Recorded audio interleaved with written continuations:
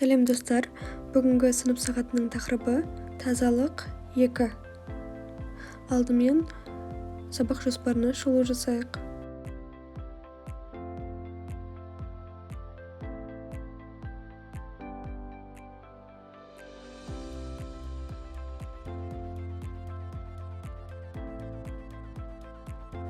Бүгінгі бөлімде оқушыларға табиғаттағы жануарлар әлеміндегі тазалықты түсіндіреміз.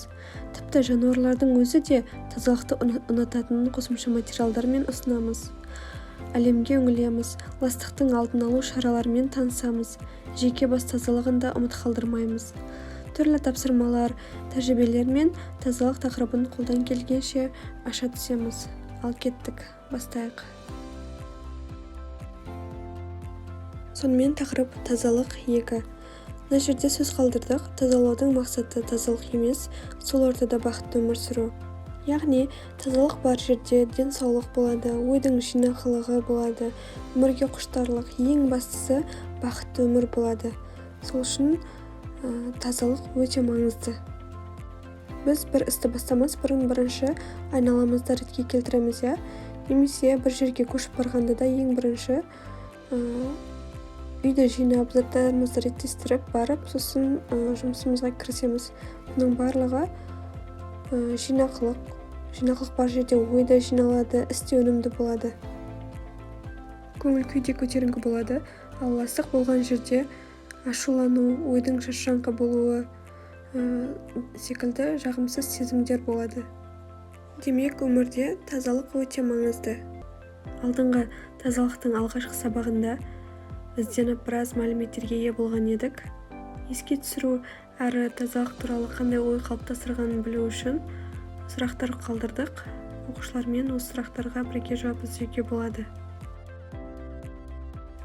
Тазалық адамның рухани, мәдени жетілуінің деңгейінің, кісілігі мен тәрбиесінің маңызды көрсеткіштерінің бірі. Адам денсаулығы, оның өңінің шырайлығы, өмір жасының ұзақтығы, сәнділігі, өз қадір-қасиетін бағалауы, айналасынан тартымды, сүйкімді етіп көрсетуі, бұның барлығы тазалықпен өте қатты тығыз байланысты. Сол үшін де халқымыз саулығын басты байлық санаған, қыздарымызға тазалықтың, пәктіктің символы болсын деп таза гүл, ақмарал деген есімдерді қойғаны және Ақтасархан деп айтудың да бір көрінісі сол тазалық, әдемілік, адалдық деген мақсатта Ақтасархан деп айтқан екен. Адамдардың бір-бірімен қарым-қатынасындағы көріністерді де жаны таза, ойы кіршіксіз, ниеті таза, ақ пейілді, ақ жүректі, пәк жүректі деген сөздермен көрсеткен екен. Күнделікті тұрмыстың өзінде де ыдыс-аяғы, тамағы, үсті-басы кір шалмаған мұнтаздай таза жас әйелдерді ақ қағаздай, мұнтаздай, тап-таза деген сөздермен суреттеген екен. Тазалықтың адам өміріндегі орны мен мәні ерекше болғандықтан, бұл барлық халыққа тән. Бұған олардың өмір салты, әдет-ғұрпы дәлел. Яғни, таңертең ұйқыдан тұрысымен бет-қолын жуу барлық ұлтта бар, моншаға түсу, су жылытып шомылу, суға түсу жер жүзіндегі бүкіл халықтарда кездеседі. Күнделікті өмірде қолданатын заттарымыз, оның ішінде тазалық, оны құрамына қарап, таза ма, құрамының өзі қаншалықты таза, оған аса мән беріп, киім-кешекте де оны егер иістенсе, кір болса, оны жууға беріп, төсек орын, ыдыс-аяқ және айнала төңірегіміздің таза ұстау, бұл саламатты өмір салтын ұстану жалпы бүкіл адамзатқа ортақ. Егер адам тазалыққа үйренсе, ылғи жинақы болады. Ұқыпсыздық, олпы-солқы, салақтық дегендерден өзінің бойына аулақ ұстауға тырысады.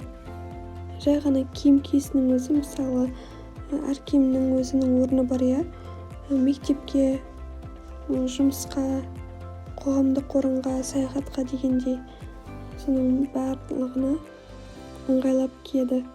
Баланы жастан демекші, әр үйренген, білген білімдерімізді, ақпараттарымызды бүгінгі күннің өзінде қолданып бастасақ, Бұл бұйырса біздің әдетімізге айналады.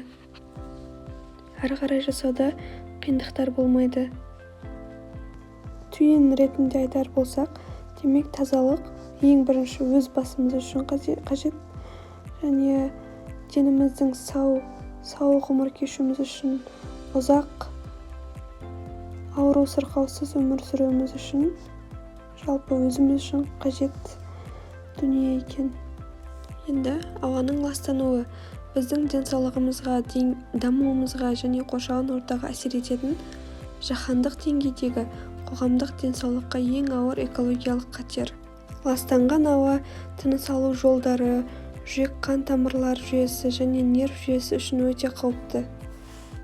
Мұның себебінен емделу өте ауыр, қатерлі ісік, рак сияқты ауруларын тудыруы мүмкін. Улы газдардың пайда болуынан жүрек аурулары, оның ішінде инсульттің қаупі жоғарылайды. Экологияның бұзылуы әсіресе балалар мен қарттар үшін өте қауіпті, себебі олардың иммунитеттік жүйесі өте әлсіз. Адамның өміріне қауіп төндіруі мүмкін, тіпті өлімге де себеп болуы мүмкін. Тағы да бір ауаның ластануы ол аллергияға да әсер етеді. Сонымен ауаның ластануы тек қана адам емес, сонымен қатар өсімдіктерге де, жануарларға да теріс әсерін тигізеді екен. Ластанған ауа арқылы улы заттар су мен топыраққа түседі, оларды да ластайды. Ал біздің күнделікті қолданатын заттарымыздың барлығы су және топырақпен байланысты. Бұның барлығы экономикамызға да әсер етеді. Медициналық шығындар жоғарылайды. Адам денсаулығына сыр бергеннен кейін өнімділіктің де төмендеуіне алып келеді. Жалпы экологиялық жағдайдың жақсаруы және ауаны тазарту шаралары бұл ең бастысы денсаулықты сақтау үшін, ұзақ әрі сапалы, сау өмір сүруіміз үшін өте маңызды. Әркім өз үйінен, өз табалдырығынан, өз ауласынан тазалықты бастаса, үлкен зардаптардан аман қалуға кішкене болса да өз үлесімізді қосқан боламыз. 2024 жылдың тізімі бойынша әлемдегі ең лас елдер, экологиялық жағдай ең төмен елдердің тізімін ұсынамыз. Бірінші орында тұратын ол Бангладеш екен. Халқының саны 171 миллион 200 мың және жерінің кеңдігі 147 мың квадрат километр екен. Ал енді бұны Қазақстанмен салыстырайық. Қазақстандағы халықтың саны 20 миллионнан асады және жерінің көлемі 2 миллион 700 мың километр квадрат. Менің ойымша, Бангладештің ластануының негізгі себебі тар жерде өте көп халық тұруы. Соның әсерінен ол ластанады деп ойлаймын. Келесі Пакистан, астанасы Исламабад екен. Халқының саны 235 миллион 800 мың, 236 миллион деп алуға болады. Ал жерінің көлемі 803 900 мың километр квадрат. Яғни бұл өте көп халық. Қазақстанмен салыстырғанда өте көп. Бұл жерде де жерінің көлеміне халқының көптігі соның әсерінен ластанады деп ойлаймын, және тағы да басқа себептер бар. Келесі ластанған елдердің үшінші қатарында Үндістан орын алған. Астанасы Дели. Халқының саны 1 миллиард, почти 1,5 миллиард екен.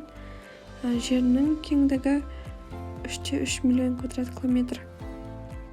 Келесі Таджикстан, ол төртінші орында. Астанасы Душанбе. Халқының саны 10 миллион.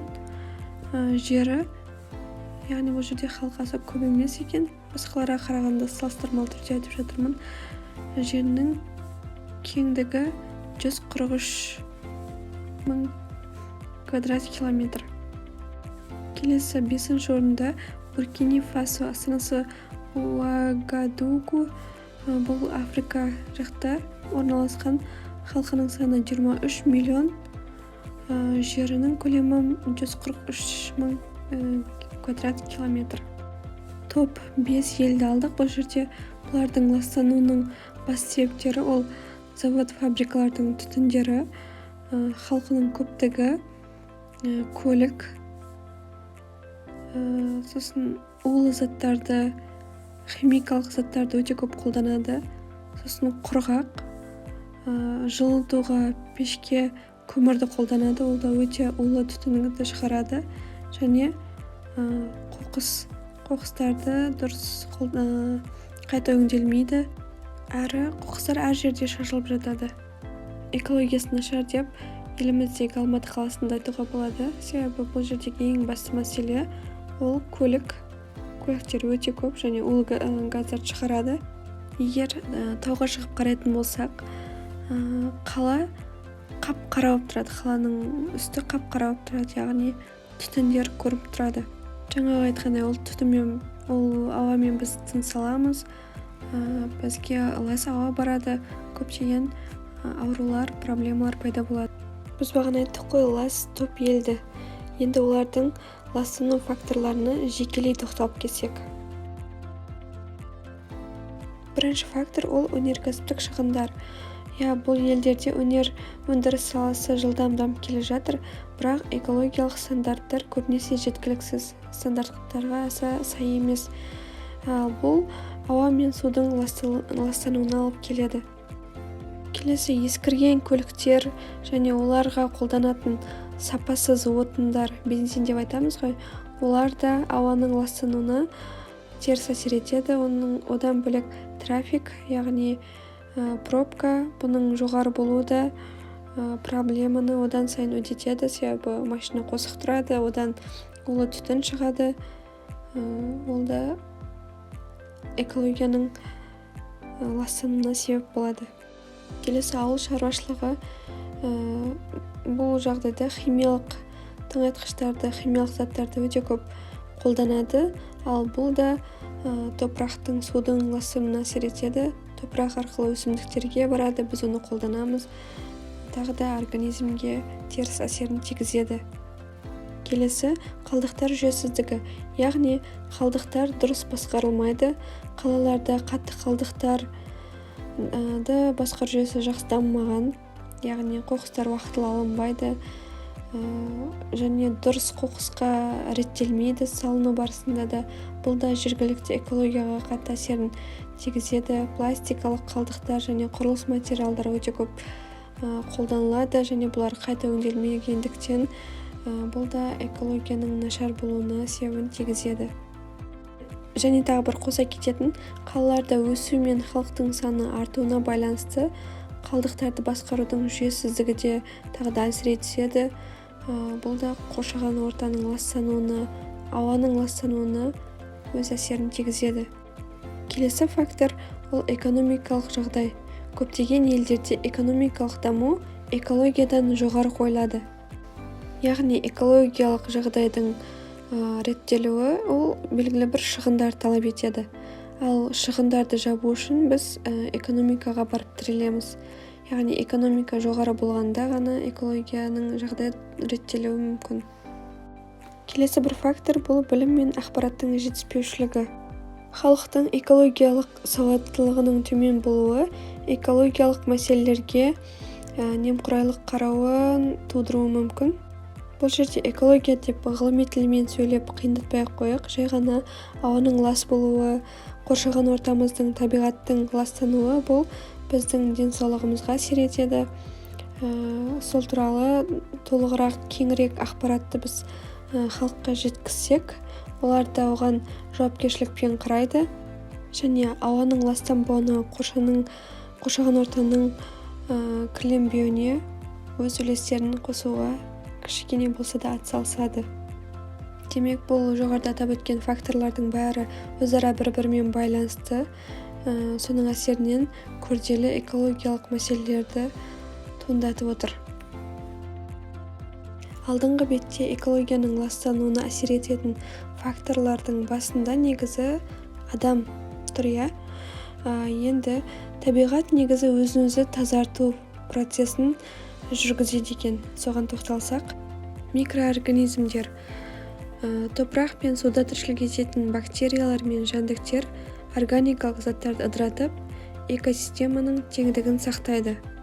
Фотосинтез – өсімдіктер көмірқышқыл, яғни карбонат, ангидрид газдерін сіңіріп, оттегіні, яғни кислородты шығарады, сөйтіп атмосфераны, яғни бұзылған ауаны тазалайды.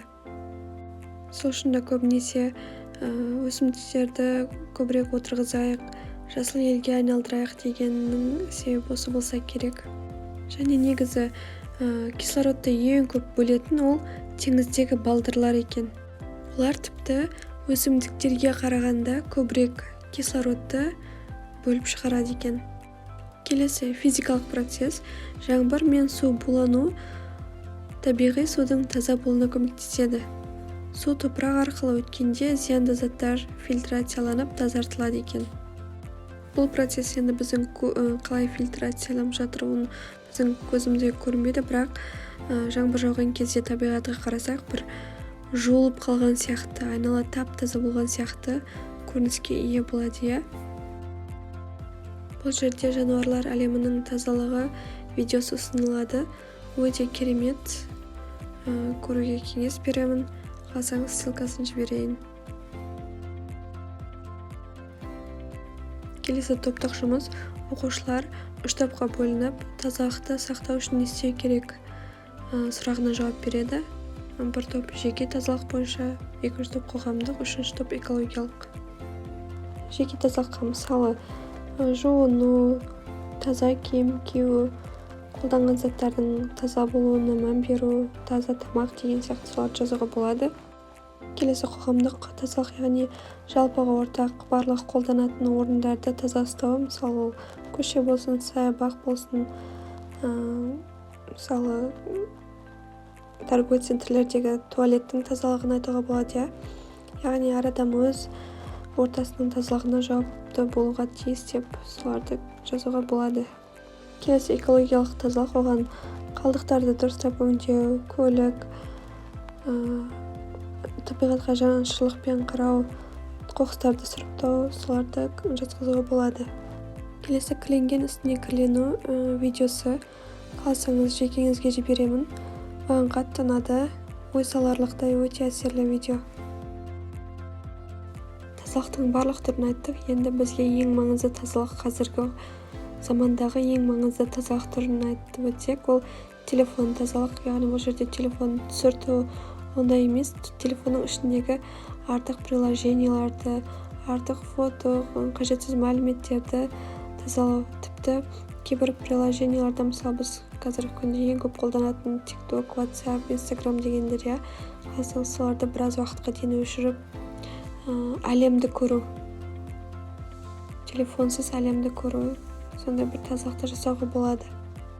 Телефон дегенге есіме түсіп отыр, біз бір рет Шаншар Әзіл-Сықақ театрына бардық. Ол жерде адамдардың көбісі видеомен оларды түсіріп отырды. Сол кезде бір кісі шығып, сол театрдағы бір кісі шығып, бізді экраннан күнде көресіңдер. Бір рет экрансыз бетпе-бет көру мүмкіндігі туып отыр. Барлығымыз телефонды жинап қойсақ деп айтқан есіме түсіп отыр. Яғни әлемді өз көзімізбен көру тазалығы. Келесі білім тазалығы. Қазір информация өте көп, мәліметтер өте көп. Біз бірін қорытпай, екіншісін қорытпай, тағы да басқа информациялар келіп жатыр. Сол үшін бізге қажетті деген білімдерді, қажетті деген қазір кітап оқу трендте, бірақ біздің қазіргі жасымызға қажетті сондай білімдерді алып, артық білімнен тазарып отырсақ.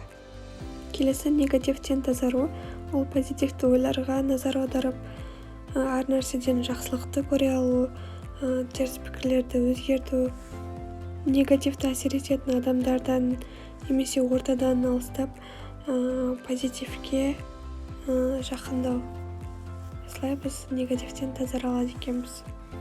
Келесі ол қарым-қатынас тазалығы, яғни зиянды адамдармен қарым-қатынасты тоқтату, шектеу қою, бізге теріс әсер ететін орталардан алыстап, адамдардан алыстап, пайдалы өсуімізге әсер ететін ортаға жақын болу, яғни осылай қарым-қатынас тазалығын жасауға болады. Біз бірінші сабақта айтқан едік, тазалықты екіге бөліп, ол сыртқы және ішкі тазалық деп. Бүгін көбінесе осы уақытқа дейін, осы жерге дейін сыртқы тазалықты айттық. Енді ішкі тазалыққа да тоқталып өтсек. Шығыс халықтарының тазалық туралы жеті ережесін айтуды жөн көрдік. Ол қол тазалығы, яғни өзіңе тиесілі емес затты алмау, ұрлық жасамау, көз тазалығы, қызғаныш, көре алмаушылық, жек көрушілік, ашу-ыза деген сезімдерден бойын аулақ ұстау, құлақ тазалығы, бос сөздерден өсек аяңнан аулақ болу, ауыз тазалығы, айтқан сөздеріңе абай болу, балағат сөз айтпау, керекті жерде сөйлеу, қажет емес жерде, орынсыз жерде үндемеу. Келесі ой тазалығы, теріс пікір, негативті ойлардан аулақ болу, позитивті, яғни әр нәрседен жақсылықты көре алу. Келесі 6-шысы дене мен киім тазалығы, денесі мен киімдерін таза ұстау, ол мәдениеттілік пен тәрбиенің көрінісі екенін ұмытпау. Келесі жүрек пен жан тазалығы, яғни ішкі ойлардың таза болу, өзгелерге мейірімділік таныту, біреудің ақысын жемеу, біреуге жақсылық жасап қарымын күтпеу деген сияқтыларды айтуға болады. Бұл жерде эксперимент ұсынамыз, бұл өте пайдалы деп ойлаймын. Қарапайым, бірақ біз аса мән бермейтін үлкен дәрет және кіші дәреттен тазару, оларды дұрыс жасау тақырыбына тоқталамыз. Бұл эксперимент өткізу үшін бізге айналаға барлық жерге қағаздар жайып қою керек, ол судың тамшылары байқалу үшін. Келесі бір шұңқырлау ыдыс, ерегіш шоколад, салфетка, таза су. Келесі қалсаң шырын, бірақ мен қарапайым суға краска қостым. Солардан эксперимент жасаймыз. Көріп тұрғандарыңызды шоколадты қолымызға ұстап, оны салфеткамен тазалаймыз. Әрине ол таза кетпейді. Ол жерде қалдықтар қалады және иісі де бар. Бұл шоколадтың қалдықтарды тек қана таза сумен ғана кетіру мүмкін. Яғни салыстырмалы түрде түсінгеніміздей, біз үлкен дәретке шыққанда тек қана қағазбен тазалану, ол жеткіліксіз, қалдықтар қалады, және оның иісі де шығады. Ал одан тазару үшін бізге су қажет.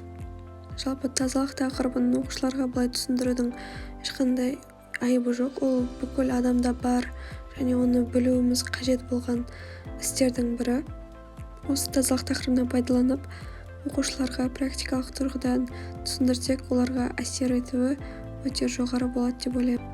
Көріп тұрғандарыңыздай жуғаннан кейін салфеткамен сүрттік, ол жерде уже мүлдем ізі қалған жоқ. Келесі кіші дәретті тұрып сындыру, бұл көбінесе ұлдарға тән. Көріп тұрғандарыңыздай, ол жоғарыдан төменге түскен кезде айналаға қатты шашырайды, ол біздің киімдерімізге тиеді, ластанады. Өзімізден кейінгі келген адамға да, тіпті тазалықшы ханымдарға да бұл өте жағымсыз сезім тудырады. Қарап тұрғандарыңызда айналаның барлығына кіші тамшылар шашады. Медициналық тұрғыдан қараған кезде де, егер дәретті тұрып сындырған кезде дәрет каналындағы нәрсестер толық шықпайды және соның әсерінен көптеген ауруларға себеп болады. Мына қарап тұрғандарыңыздай қаншама тамшылар айналада тамшылады. Бұл біздің денемізге, киімімізге, айналаның ластануына әсер етеді. Келесі тапсырма, қоқысқа кеткен заттардың ыдырау мерзімін мына жерде жақсылап оқушылармен бірге оқып, есте сақтап алу керек, себебі келесі тапсырма сонымен байланысты. Алдыңғы беттегі мәліметтерді есте сақтап, соған қарай қоқысқа кеткен заттардың ыдырау мерзімін бір-бірімен топтастыру қажет. Мысалы, пластик ол шамамен 450 жылда ыдырайды. Табиғи целлофан деп ары қарай өзіне тән орынды белгілеу қажет. Келесі мәтіндік тапсырма оқып, ары қарай жалғасын оқушы жазуы қажет. Оны қаласаңыз сыныпта орындаңыз, егер үлгермей жатсаңыз үйге тапсырма ретінде беруге болады. Яғни әңгімені қалай жалғастырар едіңіз деп оқушыдан пікірін сұрау. Бір жағынан бұл тапсырма оқушының шығармашылық қабілетін арттырады. Үй тапсырмасы ретінде құстарға ұя жасау. Алдымызда қыс келе жатыр, күн суытып жатыр. Сол үшін жануарларға қамқорлық ретінде, табиғатқа қамқорлық ретінде осы тапсырманы беруге болады. Сонымен бүгінгі тазалық тақырыбының екінші бөлімі аяқталды. мәліметтер сізге пайдалы болады деген үміттемін. Оқушыларыңызға пайдалы білім болсын. Егер сабақ ұнаса, каналыма тіркеліңіз, достарыңызбен бөлісіңіз, пікір жазыңыз, лайк қалдырыңыз. Алдағы апта сәттіліктерге толы болсын. Келесі сабақтарда көріскенше аман сау болыңыз.